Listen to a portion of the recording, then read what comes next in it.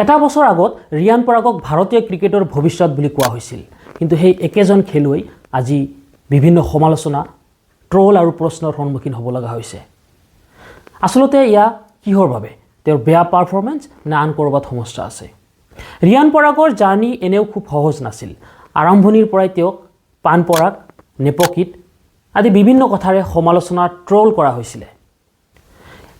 হয়তো বিশেষকৈ তেওঁ উত্তৰ পূৰ্বাঞ্চল বা অসমৰ হোৱা বাবে এই সমালোচনাটো বেছিকৈ কৰা হৈছিলে। IPL 2024ত ৰিয়ান পৰাগে সকলোকে আচৰিত কৰিছিল।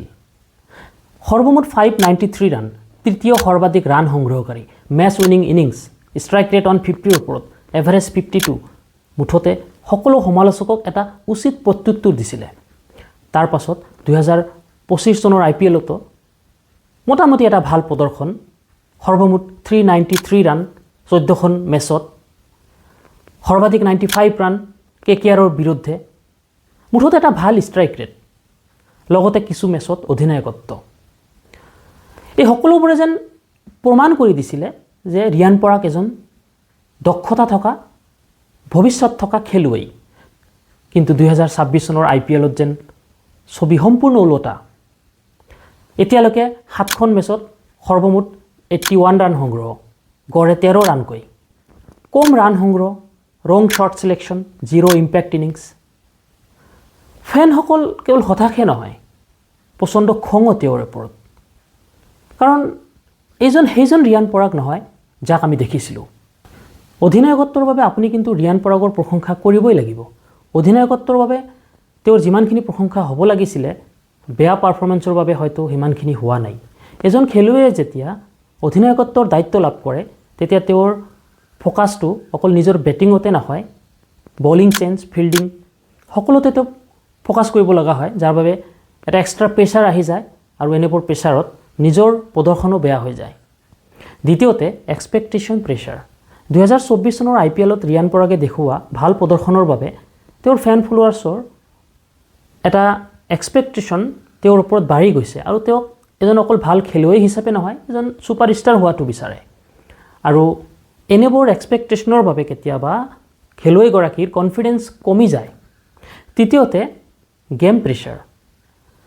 ৰিয়ান পৰাগৰ আউটসমূহলৈ যদি আমি লক্ষ্য কৰোঁ, তেতিয়া চাব যে তেওঁ আউট হোৱা সেই বলসমূহ এনেকুৱা নাছিল যে খেলিব পৰা বল নাছিলে, তেওঁ নিজেই ভুল কৰি আউট হৈছে, খৰখেদাকৈ বা ৰং শ্বৰ্ট ছিলেকশ্যন কৰি তেওঁ আউট হৈছে।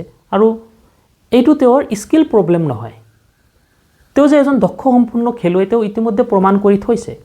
কিন্তু আচলতে কিছু নিজৰ ভুলৰ বাবে, ৰং শ্বট খেলাৰ বাবে, খৰখেদাকৈ খেলাৰ বাবে তেওঁ এনেবোৰ বাৰে বাৰে আউট হ'ব লগা হৈছে আৰু যিবোৰে তেওঁৰ কনফিডেন্সটো আৰু ল' কৰি দিছে। 2024 চনৰ IPL আৰু 2026 চনৰ IPLত ৰিয়ান পৰাগৰ আমি যদি তুলনা কৰি চাওঁ, তেতিয়াহ'লে 2024 চনত Riyan Parag confident, aggressive, clear mindset, আৰু 2026 চনত ৰিয়ান পৰাগ কনফিউজড, প্ৰেছাৰত আৰু অভাৰ থিংকিঙত আছে। এতিয়া ডাঙৰ প্ৰশ্নটো হ'ল, তেন্তে ৰিয়ান পৰাগৰ কেৰিয়াৰ কি এইখিনিতে শেষ নেকি? 2024 চনত ৰিয়ান পৰাগে IPLত ভাল প্ৰদৰ্শন দেখুওৱাৰ পাছত তেওঁ ভাৰতীয় মূল ক্ৰিকেট দলত স্থান পাইছিলে। এতিয়া যেন আকৌ এটা প্ৰশ্ন তেওঁৰ ধাৰাবাহিক ব্যৰ্থতাৰ বাবে যে ৰিয়ান পৰাগৰ তেন্তে কেৰিয়াৰ এইখিনিতে শেষ নেকি? তেওঁ ভাৰতীয় দলত আৰু স্থান লাভ নকৰে নেকি? এতিয়া চাওক, ক্ৰিকেট অনিশ্চয়তাৰ খেল। ৰিয়ান পৰাগ যে এজন দক্ষ সম্পূৰ্ণ খেলুৱৈ, তেওঁ যে মেচ জিকাব পৰা তেওঁৰ মাজত যে সেই স্কিল আছে, তেওঁ ইতিমধ্যে প্ৰমাণ কৰি থৈছে। IPLত মানে এই বছৰৰ IPLত এতিয়াও ভালেকেইখন মেচ বাকী আছে আৰু সেই মেচসমূহত যিকোনো মুহূৰ্তত ৰিয়ান পৰাগে বাউন্স বেক কৰিব পাৰে। অকল IPL বুলি নহয়, ঘৰুৱা মেচতো যদি ভাল প্ৰদৰ্শন কৰিব পাৰে, ৰিয়ান পৰাগে আকৌ এবাৰ ভাৰতীয় দললৈ স্থান লাভ কৰিবলৈ সক্ষম হ'ব। এতিয়া ভাৰতীয় দললৈ আকৌ স্থান লাভ কৰাটো পিছৰ কথা, কিন্তু আমি অসমবাসী হিচাপে গৌৰৱান্বিত তেওঁক লৈ, আৰু আমি বৰ্তমান চলি থকা IPLৰ ওপৰতহে বেছি ফ'কাছ কৰিম। আমি আশাবাদী যাতে ৰিয়ান পৰাগ খুব সোনকালে তেওঁ বাউন্স বেক কৰে, এটা ভাল প্ৰদৰ্শন কৰি যিসমূহ মেচ বাকী আছে সেই মেচসমূহত যাতে ভাল প্ৰদৰ্শন কৰি সমালোচকসকলক আকৌ এবাৰ যেন তেওঁ প্ৰত্যুত্তৰ দিবলৈ সক্ষম হয়। লগ পাম পৰৱৰ্তী ভিডিঅ'ত। ধন্যবাদ। জয় অসম।